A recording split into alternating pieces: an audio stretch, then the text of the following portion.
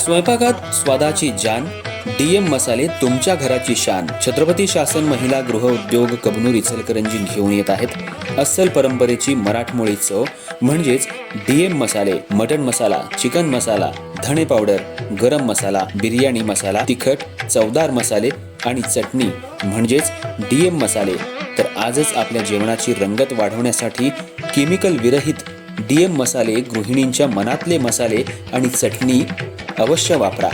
DM मसाले महिला बचत गटाद्वारे करणारे स्वच्छ माफक दरामध्ये म्हणजेच डीएम मसाले.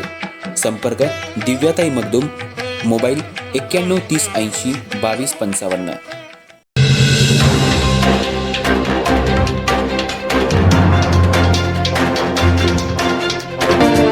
इचलकरंजी कोल्हापूर मार्गावर रुई फाटा इथं झालेल्या भीषण दुचाकी अपघातात एका तरुणाचा दुर्दैवी मृत्यू झाल्याची घटना समोर आली आहे. सुशांत शंकर कांबळे, राहणार कडगाव, तालुका गडहिंग्लज असं मृत्यू झालेल्या युवकाचं नाव आहे.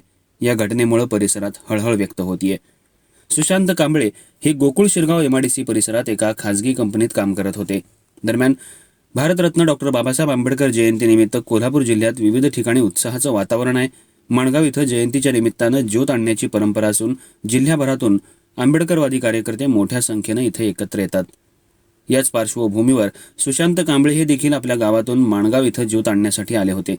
कार्यक्रम आटोपल्यानंतर ते पुन्हा परत जात असताना इचलकरंजी कोल्हापूर रोडवर रुई फाटा इथं त्यांच्या दुचाकीचा अपघात झाला. अपघात नेमका कसा झाला याबाबतची माहिती अद्याप स्पष्ट झालेली नसली तरी या अपघातात ते गंभीर जखमी झाले. नागरिकांनी तातडीनं त्यांना उपचारासाठी रुग्णालयात दाखल केलं, मात्र उपचारापूर्वीच डॉक्टरांनी त्यांना मृत घोषित केलं.